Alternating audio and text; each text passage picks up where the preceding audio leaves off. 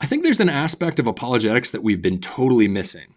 And what that is we have a few different methods of doing apologetics. There's presuppositional apologetics, which theologically I have some problems with, and maybe we should talk about another time. There's evidential apologetics, and there's classical apologetics, which is the method that I typically go with. But I think we're missing an entire group, narrative apologetics. And just let's talk a little bit about art and Christianity for a minute.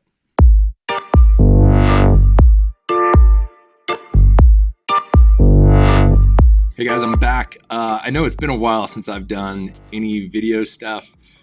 I'm not really sure how much I'm going to be doing this anymore. I've been thinking about a lot of different things lately, and it's not always apologetics related anymore. There's things that I think God's put on my heart that is just different than what this channel has normally been about.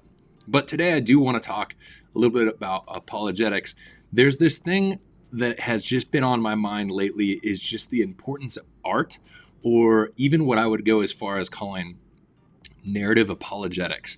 This is just an avenue that I think is just yet to be really hashed out and really utilized in our culture, and it needs to change, and it needs to be something that apologists today start thinking about.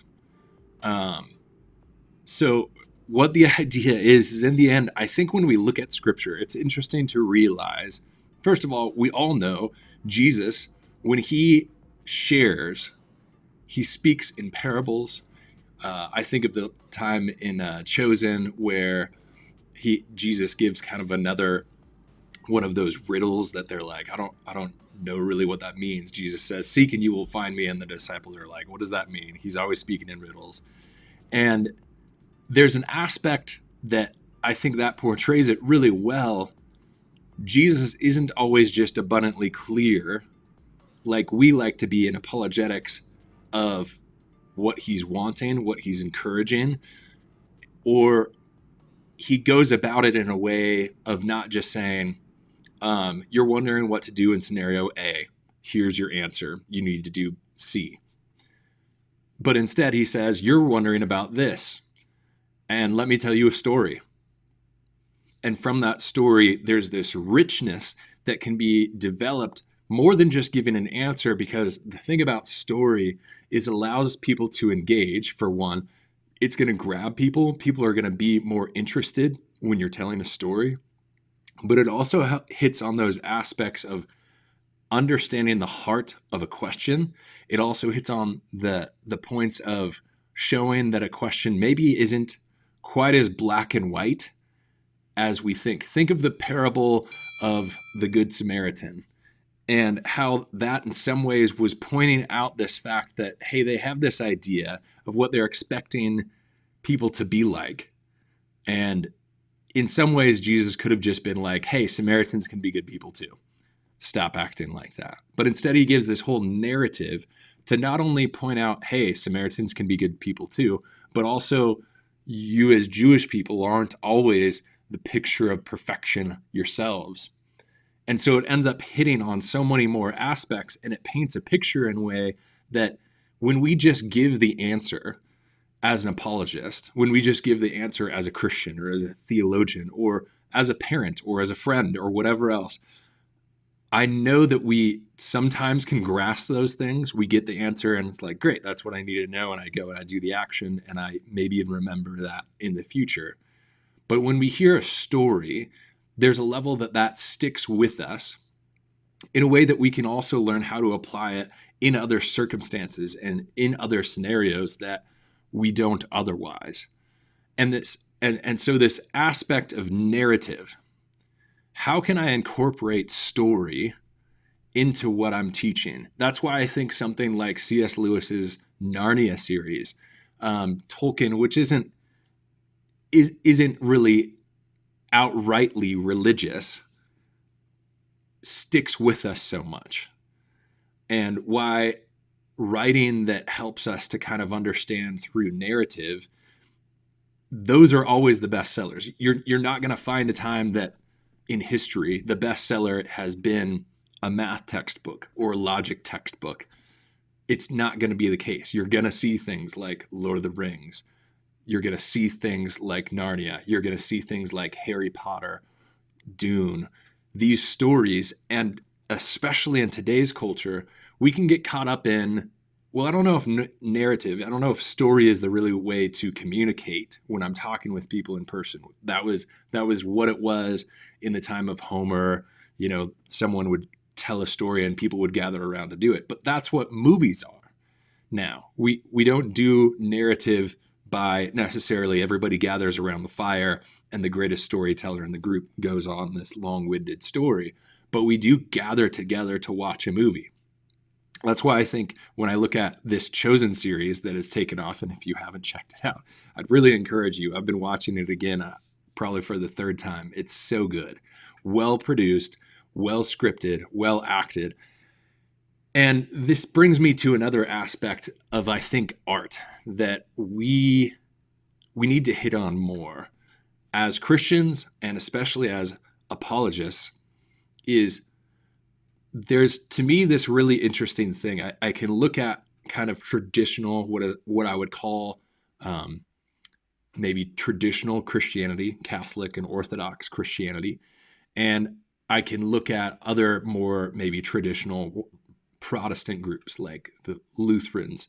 And there's this aspect that when you go into their buildings, that they've created this space that they're trying to, through the icons, speak to you, through the way that the building has been structured, these great cathedrals, and they have such high ceilings because they're trying to portray the beauty of God and how great his heavens are with how high the ceilings are and different aspects like that, so that you enter into this space and there's a level of, this is something different. I'm not just entering into another building to experience something, some talk and a concert. I've entered into a sacred place here. And because of that, I want to engage with whatever's going to happen here in a different way than I might engage with it somewhere else. And I think that's beautiful. And I think that's something that, as Protestant churches, we do a horrible job of. If your church even owns a building, very rarely is it something that you walk into and you're like, wow, I just have a sense of awe here. Maybe it's a nice building, but you wouldn't even necessarily ever get this vibe of, I've entered into a holy place. And this is now going to make me feel like the time here needs to be spent in a different way and in a different manner. And what's odd about that is, yes, I can look at that and I think what I see as following from a biblical manner there is, it's just like when the temple was built, that Moses didn't just grab some bricklayer and say, hey, could you build the temple? Instead, they gathered, or not Moses, but David, Solomon gathered the greatest artists, the greatest architects that the entire kingdom had to offer and said, we're going to make a building that represents the beauty of God and is using your gifts and your talents to the best of the ability that you have to honor God and worship God in those gifts and those abilities. And I see that in the way that you see the iconography or a building in these more traditional Catholic, Orthodox, maybe even Lutheran traditions. But what's interesting about that is there also ends up being this level of being stuck in tradition and saying, okay, when now we enter into worship, we want that to be reverent. And so we're going to continue in the style of worship and the music of what the saints have done in the centuries before us. And there's a beauty to that. There is something to be said for, I think, realizing, wow, I am singing a song that has been sung by the saints, that has been sung by those who are following Christ for centuries. There's a beautiful thing about that. There's something that's amazing about that.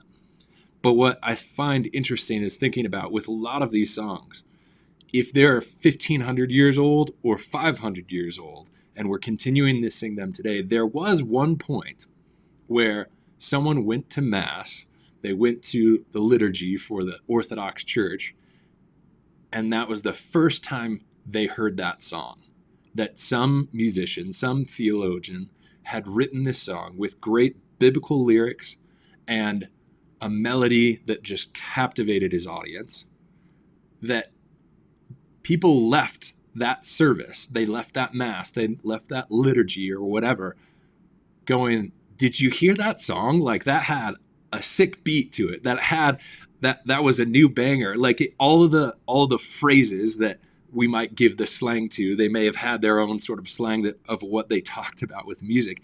But this was like, wow, this is new. And maybe there was probably even people in the crowd that were saying, why did we sing this new song? Because the other ones are so great and traditional, and we should keep with the tradition. And there was probably some even pushback 500, 1,500 years ago when that song first came out. And those are still the songs we're singing today because now it's seen as tradition. And so to me, this is an interesting aspect of it because I see these traditional churches, Orthodox, Catholic, some Protestant sects, that are looking at it and saying, we need to stick with tradition. We're not going to bring in something like an electric guitar. We're not going to bring in stage lighting or whatever else because we want this to be a reverent moment, which is great. And we want it to be something that we're entering in a way that the people of the past have done as well, which isn't bad either.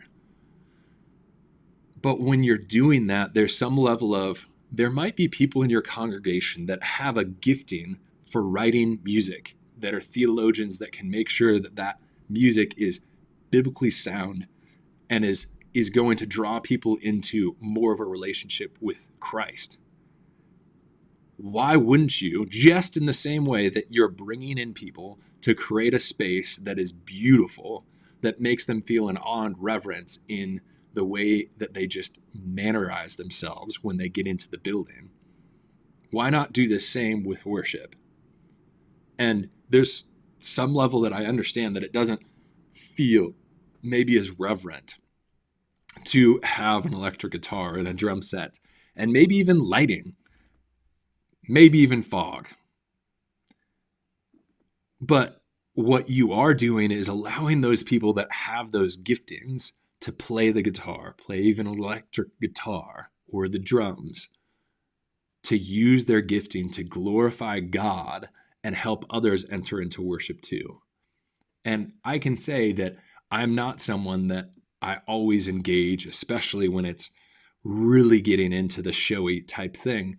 But there's an aspect of, is this about me feeling that I'm entering into worship and loving the worship music and feeling the presence of God because of what's happening, so that I leave the service saying, wow, that was such good worship, when it's not about me.